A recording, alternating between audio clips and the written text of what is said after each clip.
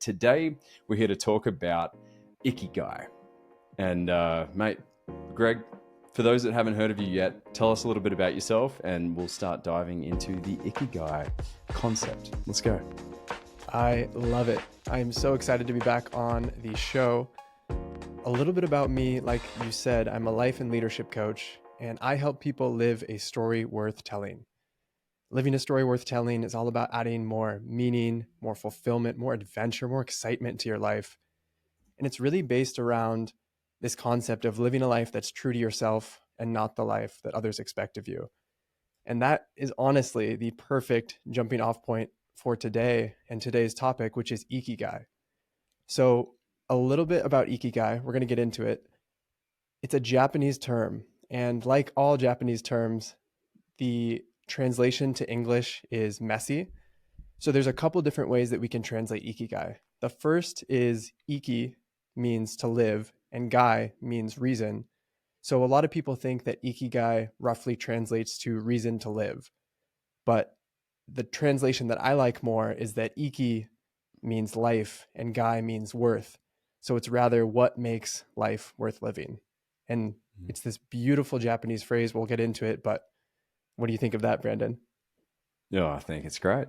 As someone who is, I have the proud title of completion on my Kindle reading Musashi, which is a 1,000-page epic, and just fascinated with Japanese history and philosophy and concepts like this. So I'm eager to dive into it. Let me ask you, I feel like this is going to tie in really well to this phenomenon that we're experiencing across the globe, this kind of male malaise, where dudes are just checking out on a really large scale. I mean, never has there been a time all throughout history that there has been more men in their late 20s still living at home with their parents. And men are dropping out of jobs and work. They're dropping out of college faster than ever. Can't blame them for that. But, guys really are like kind of getting discouraged. Oh, I think this generation as a whole, though, not just guys, the kind of American dream, if we're talking about the West here or here in the United States, like people are abandoning it for whatever reason, whatever external factors, whatever belief systems, whatever environments they're in. So I'm excited to see the links here and how, if people can really start on their journey or at least take that first step in the journey to discovering their Ikigai, perhaps we can challenge this phenomenon and maybe right the ship. What are your thoughts? I couldn't agree more with you that we are in this period of lack of meaning. It's almost a meaning crisis and a purpose crisis where it can be really hard to find your purpose. I always talk about this with clients. Finding your purpose is such a buzz phrase these days, Mm-hmm. but it can be really heavy and really stressful and really hard, and you can beat yourself up if you don't know what it is. And Right. myself, like so many other people, I wanted this lightning bolt moment where you suddenly just know what you're meant to do, why you're on this earth, what your big Mm-hmm. life purpose is. And I help people, and we'll get into this in this exercise, this Ikigai exercise that I'll take people through, but I help people find a purpose, not necessarily their purpose, Mm-hmm. because you can find a purpose for this chapter of your life. And as you grow and evolve, your purpose should as well. And so if you found that lightning bolt moment, if you've known since you were 8 that you wanted to play the violin or the piano, amazing. That's great for you. But for most people, it takes a lot of digging, a lot of discovery, a lot of peeling back the layers to figure out what you are passionate about. And where do you want to go first? Do we want to go to Ikigai and the upside, or do we want to talk about the lack of purpose and Let's some really stick with cool the stuff lack of about that? purpose. Yeah, let's stick with the lack of purpose because I can, from my own lens and my own lived experience, I remember being in my even starting in high school, like I was so extreme with whatever caught my attention. I would go so deep into that thing and get so extreme and wrap my identity around it entirely. I remember in high school, I wanted to be a marine biologist. Uh, I discovered that at like halfway through 10th grade, but I just missed a year and a half of doing those subjects. I've been doing like woodworking and metalwork and stuff, the kind of bludge subjects. And so all of a sudden, I'm a year and a half late jumping into the sciences, organic chemistry and stuff, and it was intense. Mm. And come to find out after it all, there's no way I want to be a marine biologist. Like, you spend most of your time in a lab, you're not scuba diving every day. But I got extreme on it, and then that turned into many other things. Many people who listen to the show knew that I had a gym back in Australia, and man, the first year and a half, it was intense how much I just lived and breathed that stuff. But then when it stopped getting as fun, when there started to become more challenges in business, it's like this thing that was so precious to me, my identity, which was wrapped up in this gym. When things weren't going well, I felt like everything was burning. Like myself, when the gym was doing great, I was doing great. When it wasn't doing great, I was doing horrible. But I was sold this idea that you got to have your passion and your purpose and a way to make money, and it all has to be combined. If you're not making money off what you're passionate about, and that passion isn't aligned with a purpose, then you're wasting your life and you're wasting time. And that was my belief, and that belief burnt me out. Mm. Whereas what I can share now in my life is, I look at it more as, what is my purpose for this phase of life? And my purpose doesn't necessarily have to be combined with a passion. There are certain jobs and things that I take on and have to do because of uh, the how financially lucrative they are. But would I want to do them every day for the rest of my life? Heck no. Yet it's paying off our mortgage quicker. It's paying for our trip in the summer. It's paying, right? So there's a purpose behind it, although there may not be a passion aligned. That's just kind of my blah. And from my lens of looking at this kind of myth, I think that people get sold that from a young age, one, you have to have it figured out and you need to know what it is, and you can't abandon ship. You got to just keep driving it. And that two, everything has to be combined and there can't be nuance between passion, purpose, making money. So I want to get your take on that, because I know you have this conversation with people all the time. If there's anything I've learned, it's that you don't have to have it all figured out. And listening to this episode today will help you start to put some of the pieces together, because I'll take us through high level the Ikigai workshop that not only changed my life when I was quitting my job in finance and trying to figure out what the heck I was going to do next, but it also helped me figure out my purpose and my passion and my Ikigai. It's Mm. super, super helpful. And it's the exercise I do with all my clients, and everyone loves it. So we'll get into that. But back to the purpose thing, and especially among men. So when you say that you wanted to be a marine biologist, I imagine Matthew McConaughey in that movie Sahara, where he's Yeah. spearfishing off the coast, he's diving for buried treasure. And that's Yeah. what you think it's going to be, right? When you're a young man. But it's often not like that. And having some sort of thing that you're working toward, this higher aim, this goal that you're aiming at, this bigger idea of who you could become is so important. And without it, it's no wonder why so many people, men and women, but especially young men, are lost. They're feeling like there's no greater purpose to what they're working toward. And it's no wonder why there's such high rates of depression, loneliness, anxiety, all of these somewhat modern diseases. And Mm. there's a really cool concept and person who talks about this a lot. His name is Adam Lane Smith. He's a licensed psychotherapist. And he talks a lot how male depression gets treated like female depression, which is a mistake. So men are made to feel loved and accepted during traditional talk therapy a lot of times, when all they want to do is feel powerful and capable. Mm. If you are listening to this as a man, think about it. When you're feeling incapable, when you feel powerless, when you feel helpless, I'll speak for myself. That's when I feel the worst about my ability to provide, to protect, to go out there and make a difference. And yes, being loved is nice, being accepted is nice, but ultimately you want to find something that you can go pour your time and your talent into.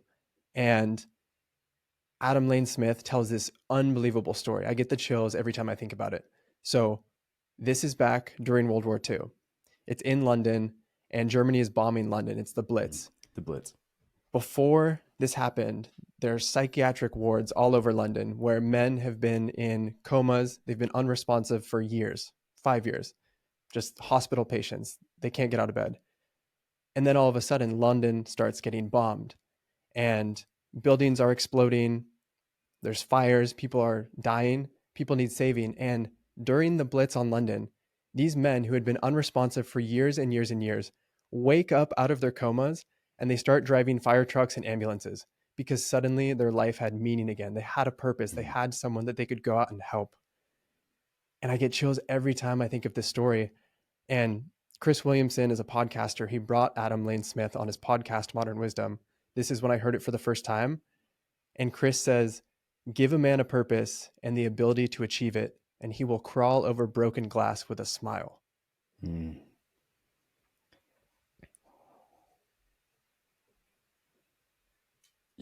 To that, there's remarkable research that came out of that time where the people in London were surveyed around their happiness as they were kind of recovering and putting things back together.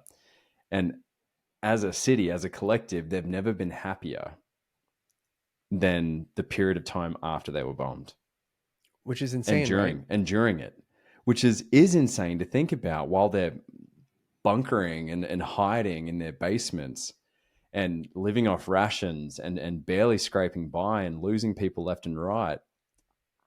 Collectively, they were happier than they have been in recent times. And to me, it clearly points to purpose. There was a collective purpose, which was the survival of everyone around you. There's a collective purpose and there was a collective suffering. And the word suffering has such a intense negative connotation with it. Mm-hmm. But if you think about how you bond with other humans, if it's on the lowest scale from going through hard daily double tryouts for soccer in high school, or the Yeah. most extreme form of suffering and bonding that people put themselves through is like being Combat. a Navy SEAL or combat. Yeah. It's this shared experience of overcoming a hard thing that you not only bond to the people around you, but I feel like you bond to yourself. You feel Mm-hmm.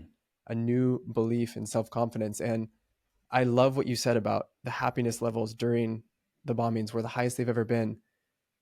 And it's so counterintuitive. And it's why I think that living a story worth telling and finding your purpose and living a meaningful life, it's why I optimize for Mm. meaning, fulfillment, adventure. I think that happiness comes as a byproduct of doing hard things, of overcoming challenges, and doing something that you feel matters. I think that if you try and aim directly at happiness, like if my tagline was live the happiest life possible, it's, at least in my own experience, so much harder. Mm-hmm. You get to happiness through finding purpose, through doing things that Yeah. matter, through doing Yeah. hard things. Happiness isn't the goal, right? Happiness is the byproduct of seeking that purpose. And, it makes me think about have you seen the documentary Restrepo by Mm-mm. Sebastian Younger? Came out in around 2010. He was with a troop of US soldiers that were defending this kind of hill in Afghanistan, and they were up on top of it, and he was with them through this combat, and there would be periods of time where there was nothing. There was no combat. There was, they weren't getting shelled, they weren't getting attacked, and the soldiers were miserable. They were miserable in the not knowing, and they were miserable in just sitting there and having nothing to do. And it really shines insights into, like, these men have been bred for a purpose in this conflict. And when they weren't able to enact that purpose, they were miserable. And that's quite evident in combat veterans, and many who we've had on the show share about the purpose gap when they come back. Whereas they went from an environment where they could lend their lives to the men and women to their left and right. And then they come home and it's like, cool, take out the trash. Right, it's Tuesday, go. There's that kind of gap there. And I think this also ties into not just finding purpose in struggle, but finding purpose in growth, where you look at, I mean, my first exposure to Ikigai was through the kind of Blue Zone documentary on Netflix, where you meet these elderly in Okinawa. And for those listening that aren't aware of a blue zone is a place on Earth where there are high numbers of individuals living above 100, but not just living above the age of 100, but thriving after the age of 100, still capable of moving, getting groceries, working in the yard, being a part of their community. And one of these things that you saw with these Okinawans was that they grew their own food. They were part of social groups. and supporting one another. They were part of charitable work, so very philanthropic in nature and supporting one another. And so, yeah, it kind of makes sense that hanging out in your mum's basement is not really going to be a place where you're going to find a heck ton of purpose in that place of isolation.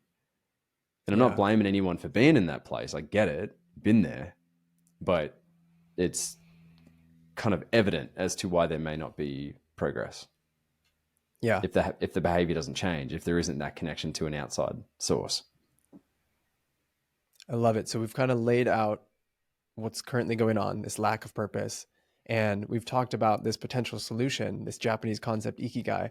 I think now let's move into it and drill into it a little more. And to summarize again, Ikigai is this concept that encourages people to discover what truly matters to them and to live a life filled with purpose and joy.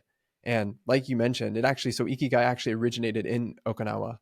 So not only do the people live there, do they have the highest percentage of centenarians, people over 100 who are thriving, but they also invented this Japanese concept. Fun fact, they also invented karate. I Yeah. was watching a TED talk that we'll link in the show notes about Ikigai before this just to refresh, and it was really, really good, really fun, Mm. really loved the speaker. Yeah. For So those joining us live, that TED Talk is linked in the comment section. fantastic. So Ikigai, we've given you the definition. It's your reason to live, your reason for being, your reason to get out of bed in the morning. The Japanese view it more as a holistic, whole life purpose type of thing. We in the West, especially America, have made it all about work, all about Yeah. productivity, efficiency. Like, what is your mission statement? Corporatized it. Exactly, like we Yeah. do with everything. So I use Ikigai to help my clients figure out their mission statement, their purpose statement, their dream statement, whatever you want to call it. It's a really effective tool to find almost the DNA of what makes you you and what your dream is. And I love taking people through this Ikigai exercise that we'll go through in a moment because one sentence emerges from it. And at a high level, if you told me your sentence, Brandon, I would know so much about you. I would know what lights you up and why, and how you come to this is Ikigai can be conceptualized as a Venn diagram on steroids. So a normal Venn diagram is the two overlapping circles. Mm-hmm. Ikigai, imagine two overlapping circles on the horizontal axis and two on the vertical. So the top circle is what you love. Then you have what you're good at. The third circle is what you can get paid for. And the last circle is what the world needs. And it's the intersection of all four of these that is the sweet spot that becomes your Ikigai. And this is such a powerful way to visualize Ikigai because it asks you, okay, what do you love? That's so important. What are the things you're passionate about that you care Mm. about that you get so excited talking about that your face lights up? You start moving your hands. You don't know what to do with your hands. What are you good at? Skills, the things that you've acquired along the way. What can you get paid for? This is a piece that I think a lot of the life coaching industry misses when we're talking about passion and dreams and what lights you up. Mm. It's like, okay, but you still got to figure out a way to make money so you can have the energy Mm-hmm. and the fuel to keep going. And then the last part of it is my favorite. What do you think the world needs? It can be, what do you think the world needs more of, less of?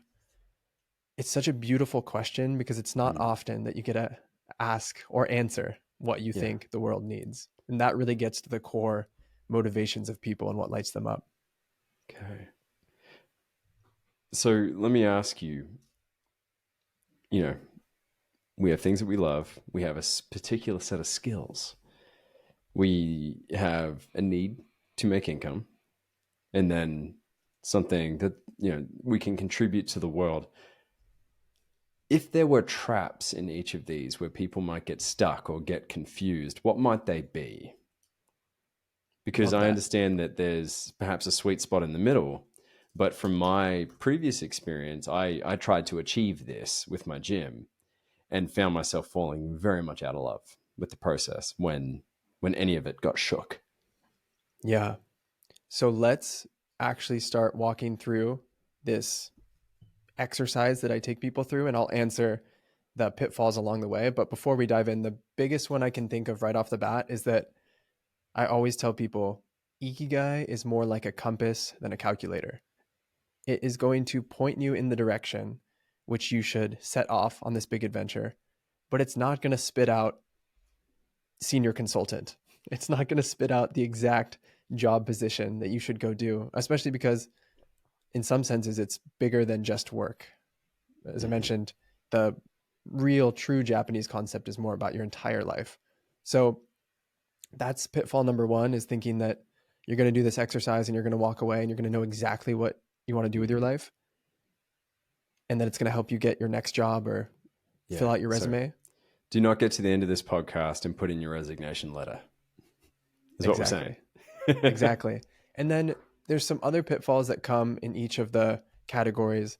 What you love, sometimes people say they love everything or they can't hone in enough.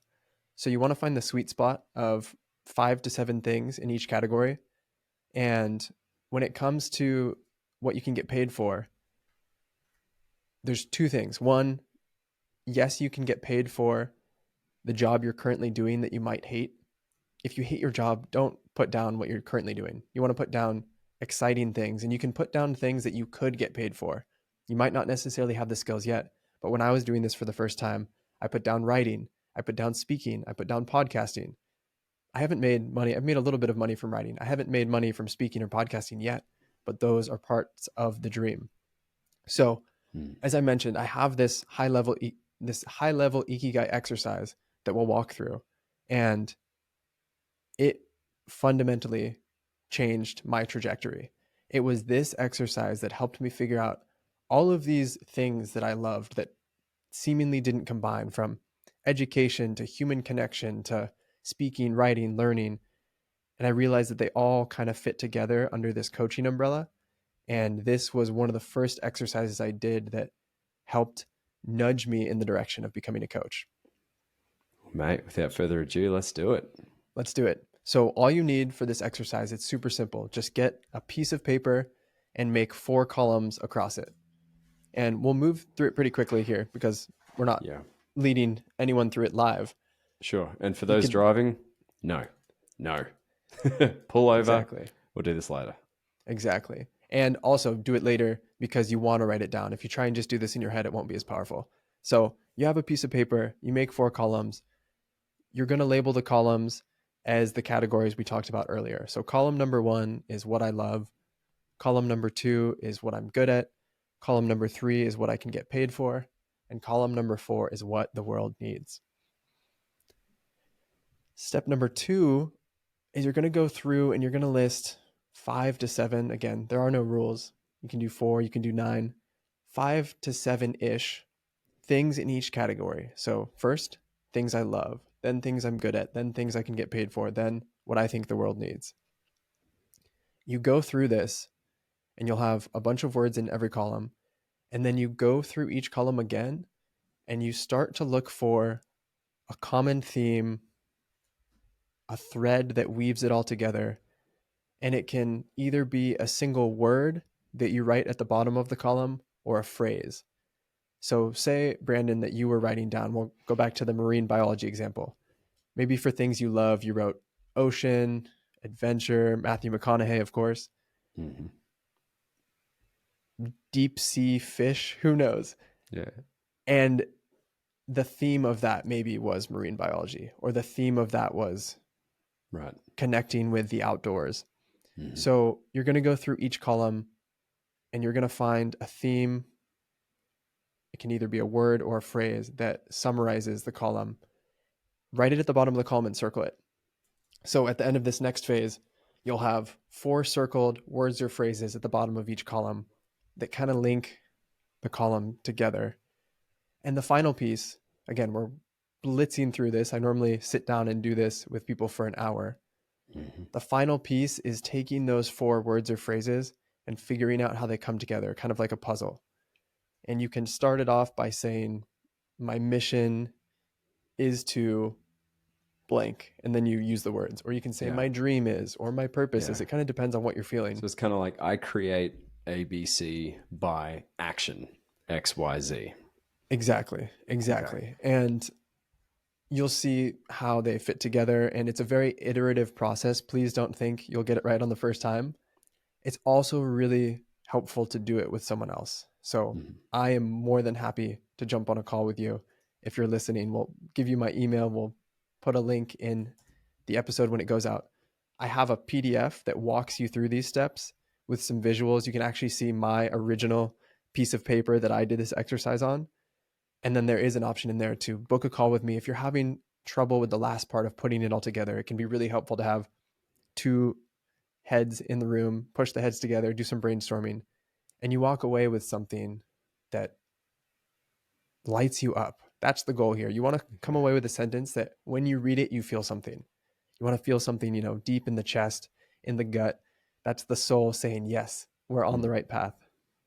Got you. So give us an insight into kind of yours, the bones that you came up with, just to kind of see how it fleshed out and then what it resulted in. Yeah, so let me actually pull this up. I want to see what I wrote on the original piece of paper So I because imagine you're at iteration 17 at this point. I am at least at 17. And that's a really good thing to bring up is that it's a living, breathing thing that will change Mm. as much as you do. And it's Mm. okay. So don't think that you're going to get it right on the first time. And And it will as you change pull along this the way. up, I want to share a little anecdote that's coming alive in me. Is when I had my gym, a big part of our process in the beginning in starting someone's journey is like, yeah, you're here to get in shape, but we'd ask the 7 layers deep question: why, right? And I was working with this client once, and she was sharing that she wanted to get in shape. She had bad kyphosis, like her spine was a little bent. She wanted to work on her posture and a bit more tone, and blah blah blah. We started asking the layers why, and all of a sudden we end up in this place of, you know, I have very little enjoyment in my week. Mm. And being a part of a gym and a community might give me a chance to kind of be with others and enjoy myself and be fulfilling. And I'm like, well, what brings you enjoyment? And she said, the ocean. I'm like, okay. She's a nurse, by the way. I'm like, when's the last time you went to the beach? She goes, oh, it's been weeks, months probably. I'm like, I looked at her address on her form and I went, you live on the beach and you Wow. haven't been. And she had been so swept up with work. She was an IVF nurse working for who she called a tyrant. So she was so swept up in work and making money and other things that she wasn't breathing air into the things that she loved.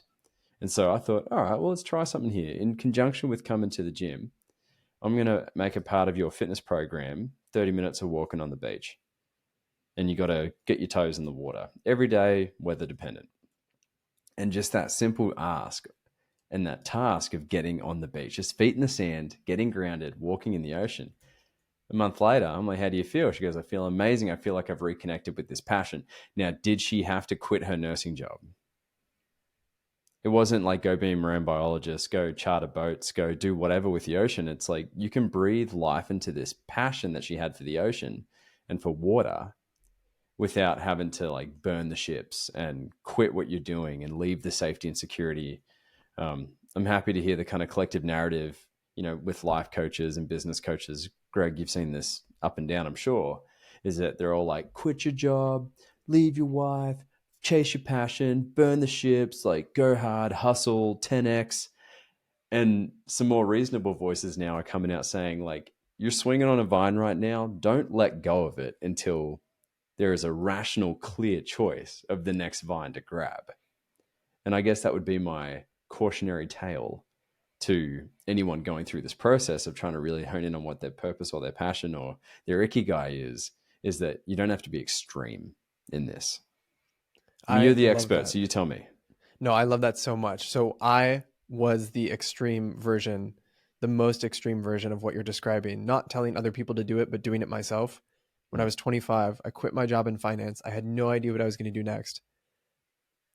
And looking back, it was the right decision for me, but I normally caution other people against that because if it's the right decision for you, you'll know. Your Yeah. soul will let you know that, hey, I'm dying, and if you don't do something drastic, it doesn't look good for us. But for most people, it's much better to have a side hustle, or in this TED talk that we're going to link, he calls it a side helpful. Like, just start doing things that you like and helping people, and you don't need to make money for it yet.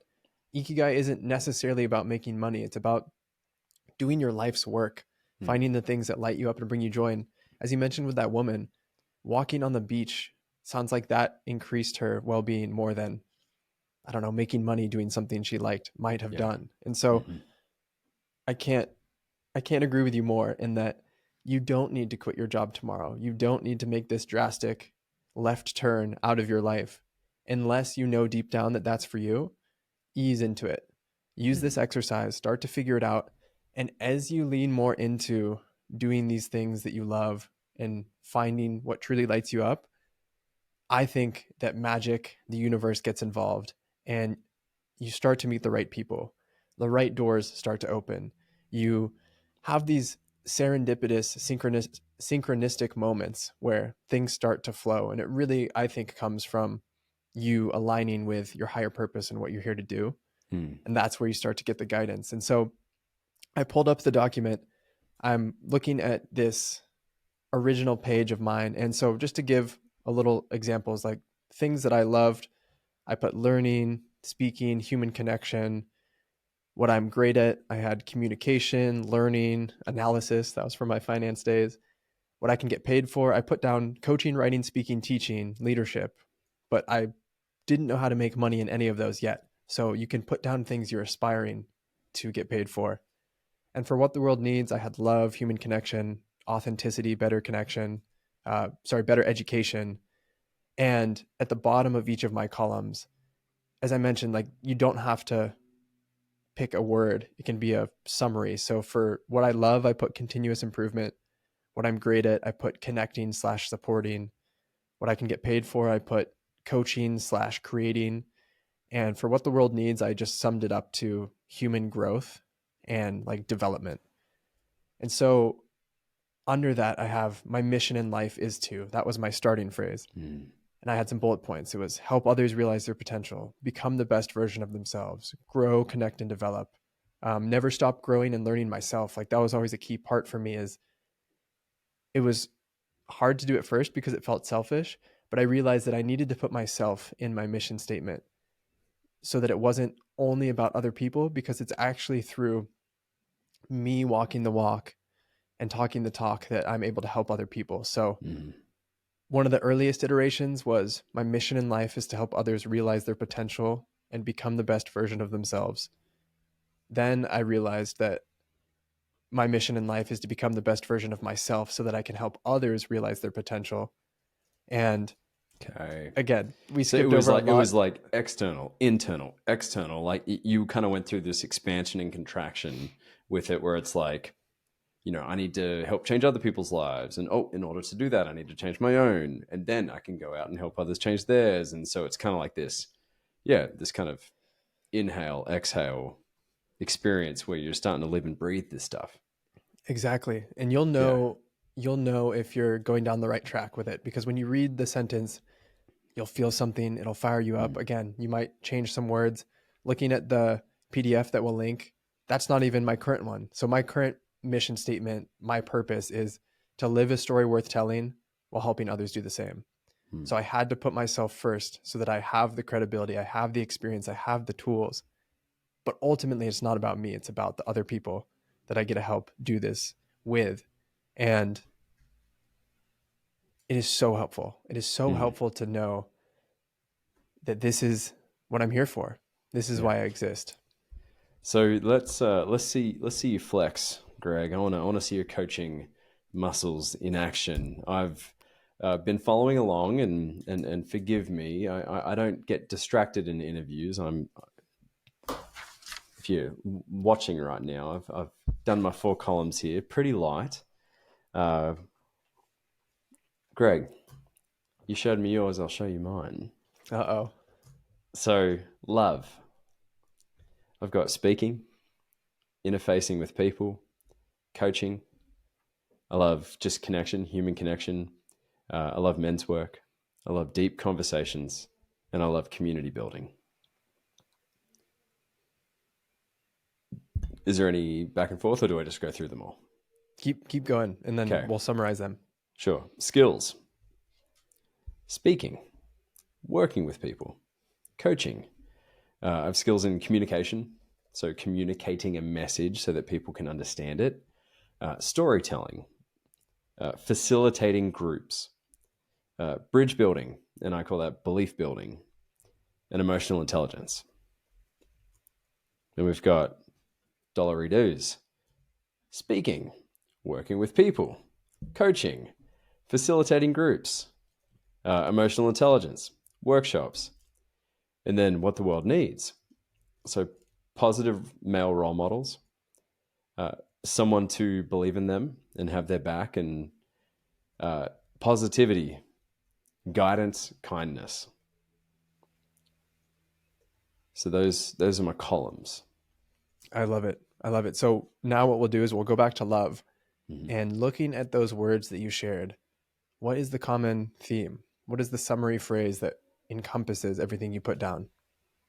I would say, yeah, it'd be depth. So like deep conversations and coaching, because that's yeah where my life has been for 15 years.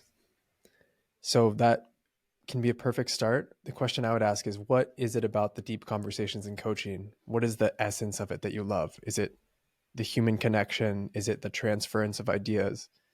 Is it the presence? Hmm. Previously phrased it as cutting through the bullshit. That works. Yeah, it's real. It's genuine. Yeah, it's genuine. It's meeting someone not at their head, but at their heart. Hmm.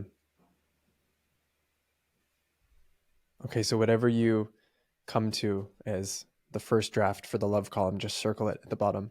Yep, And then you'll move to, you were calling it skills, but what you're good at good is at. the Yeah. next column. So yeah, speaking, coaching, communicating messages, storytelling, facilitating groups, facilitating workshops, emotional intelligence. Yeah. So what's the story of that column? What's the theme? What would that book be called? Mm. Yeah, it would be probably group facilitation. Love it.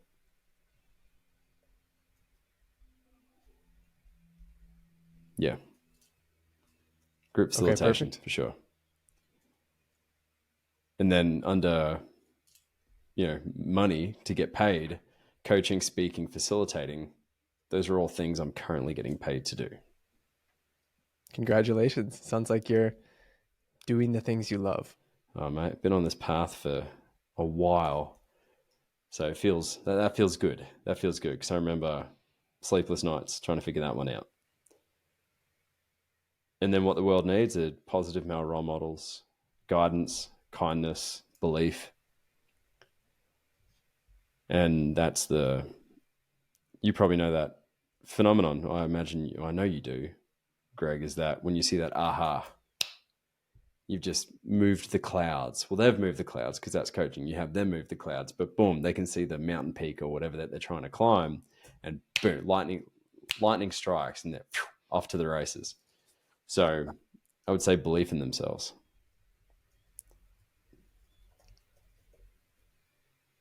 Okay, Okay, so for love, read them back to me. Read back the circled phrases, yeah. and then we'll put them all So, together here in real time. okay, in real time. So, genuine heart-centered connection. That's what I love. Group facilitation and group facilitating, coaching, interchangeable there, and get paid coaching, speaking, facilitating, and the world needs belief in themselves. So, real quickly, for the paid for, what are you actually getting paid to do? Like speaking, coaching, facilitation, but what are you getting paid for? Is it transformation? Is it discovery? Is Mm. it It'd probably be talent development. Okay, awesome.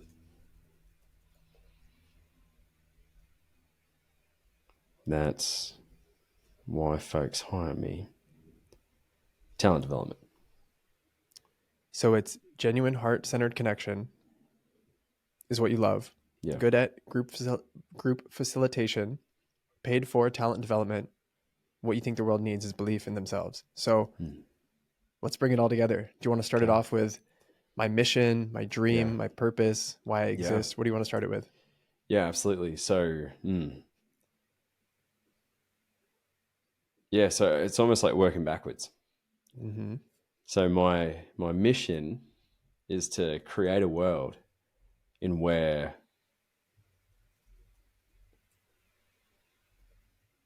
people are able to develop a belief in themselves that they can't see for themselves through group facilitation and coaching in order to create genuine heart-centered connection.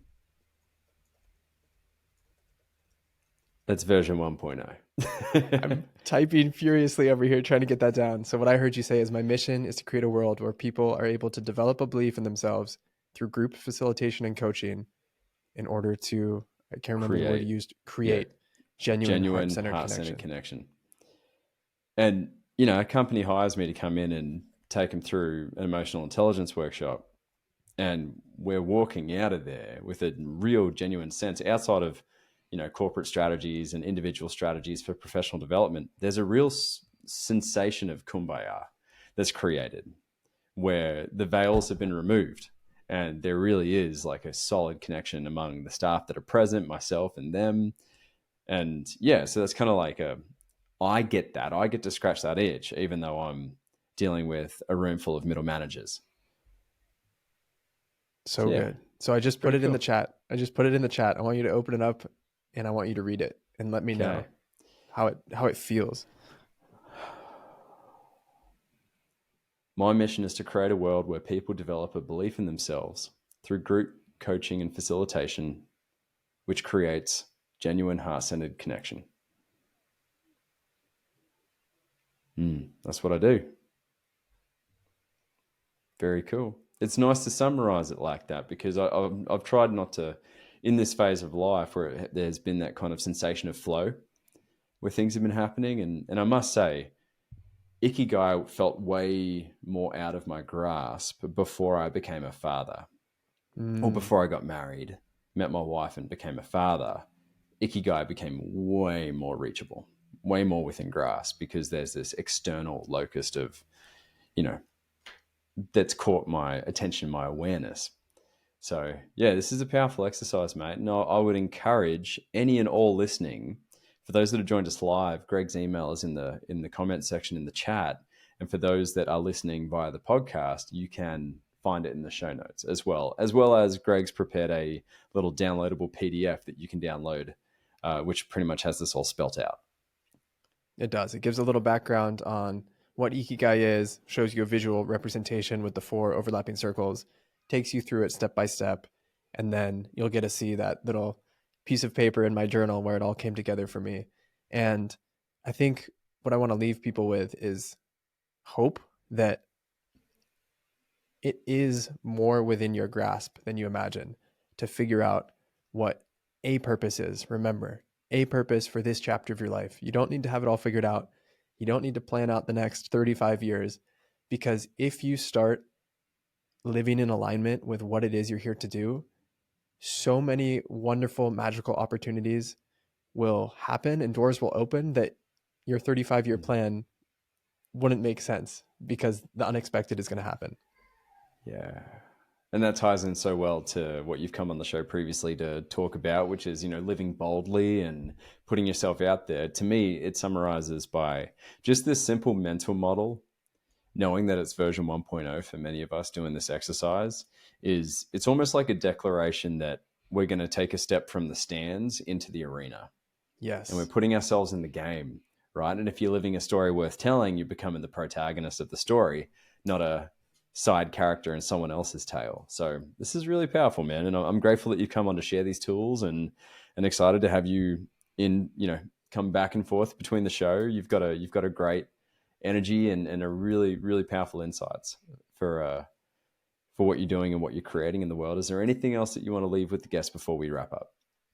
I think the last thing is when you do this exercise, write down your mission statement, purpose statement, dream statement, whatever you're calling it.